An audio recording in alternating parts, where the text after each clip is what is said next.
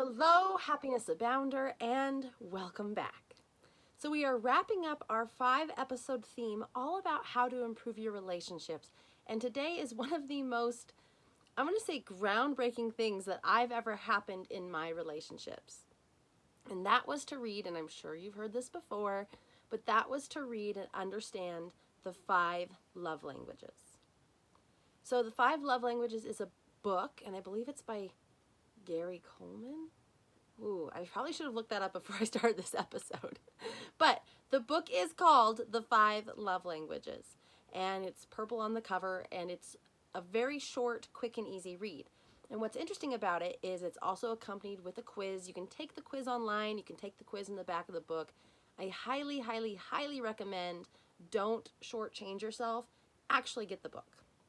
Because there's tons of articles about the 5 love languages, podcasts. There's also tons of online quizzes around it. But really it helps to have the physical, tangible book that has the quiz in the back, and you can kind of read how this has helped other people, other couples, the framework behind how he set this up, and then take the quiz. Super beneficial. And here's why. Of the 5 love languages, most people have a primary and a secondary.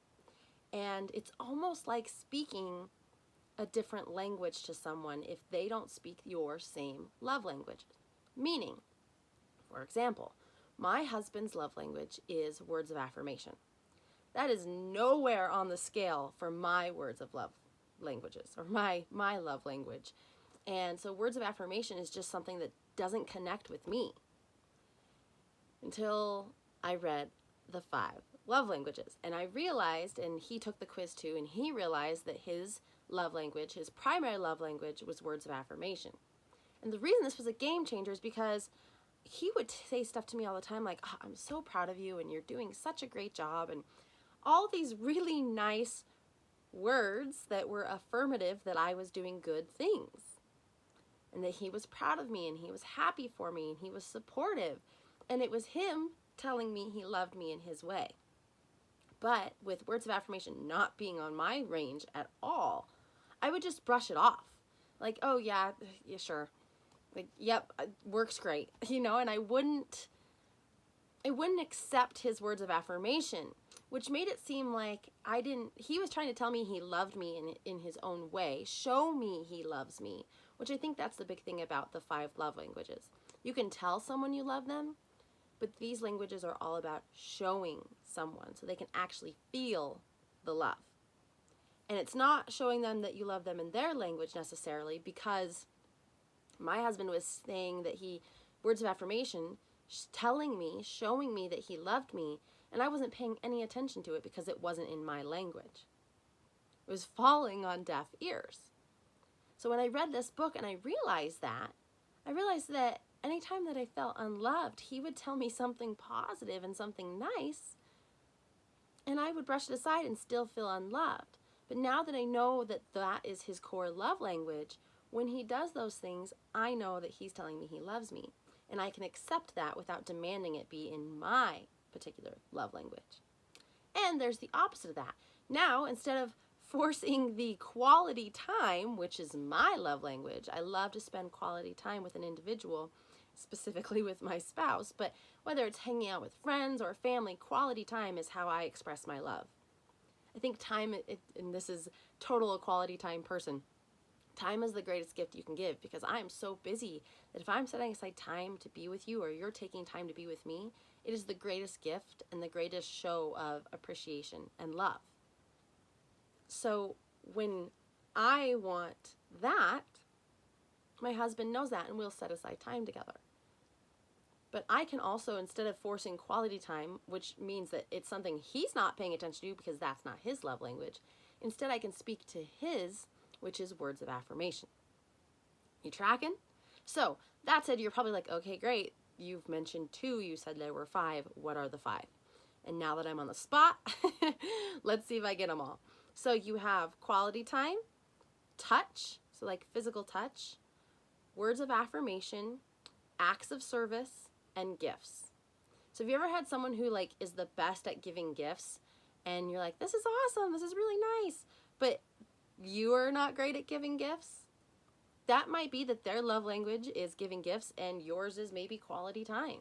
So you're like, yeah, I'd rather spend time with you and go to like dinner and I'll pay for the dinner versus go and find the absolute most perfect gift to give this person to show them that you love them.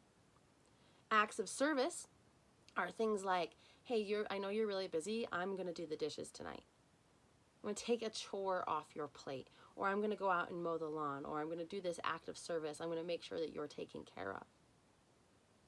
How many times does that happen and we just ignore it and we're like, yeah, you should have done the dishes. But instead, it's them showing that they love you and they're providing an act of service.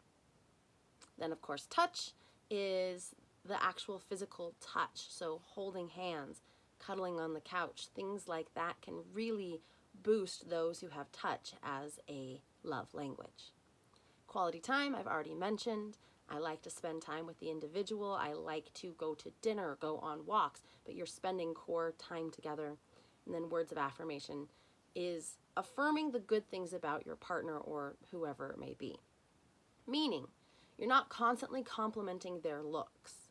Oh, your hair looks great today, or you've lost a lot of weight. Yes, you can do that, but sometimes it's, you know what, you are the best mom. Or, I really appreciate how you keep the house so clean. And I don't think that that's both for a female. My husband is the one that keeps the house clean in our house. And it's things like that that can really boost that self-esteem and show those feelings of love and help them feel loved. Because if you want to improve your relationship, not only do you need to communicate, have trust, respect each other, you need to feel loved. And if you're on opposite spectrums of those love languages and you are not speaking each other's love languages, you will not feel loved. And when you don't feel loved, everything else starts to crumble and the relationship cannot improve. So I highly, highly recommend that after you listen to this podcast, go to Amazon or Barnes & Noble or wherever and buy or borrow from the library the 5 Love Languages book. Because I'm not doing it justice here on the podcast. I openly admit that. But in my experiences, when I have known the love languages of those around me, it's been a game changer. It has helped me feel so loved, even though it may not be the love languages that I speak. And I'll use an example. I have a family member who's constantly going above and beyond to make sure that the members of our family are taken care of. Whether it's making a phone call and connecting us so that we can have our car fixed, or it's making sure that this and this and this are in place, constantly taking care of us. That's acts of service. And I can see that now and feel the love from that individual, where before it was like, oh, that's just how that person is. Right? It was almost taken for granted, where now I can see it as true acts of love and acts of service. So again, I highly recommend the 5 Love Languages book and looking at your languages so that you can communicate how you like to be shown love, but then also finding out the love languages of those around you. Not just your romantic partner, but your family, your friends, because you can start to see how you show love and how they show love. You can start to understand each other more, which can improve your connections, improve your feelings of love, and improve those relationships. So, wrapping up these 5 things that you can do to improve your relationships, we have less phone time, swaying nightly, cutting out sarcasm, forgiving and letting go, and learning the 5 love languages. So I hope that this theme week has helped you in improving your relationships.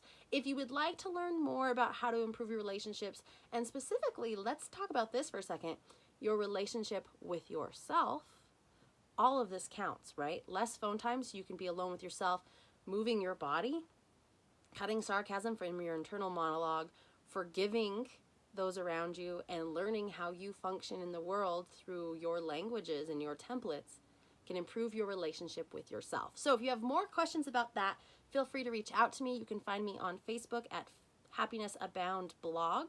You can find me on Instagram at happiness_abound, or ultimately find me at happinessabound.com, and you can learn more about Happiness Abound, my mentoring programs, my classes, and all the other podcast episodes. So leaving that with you today, I hope you have a wonderful day, and remember, you are capable of happiness abound.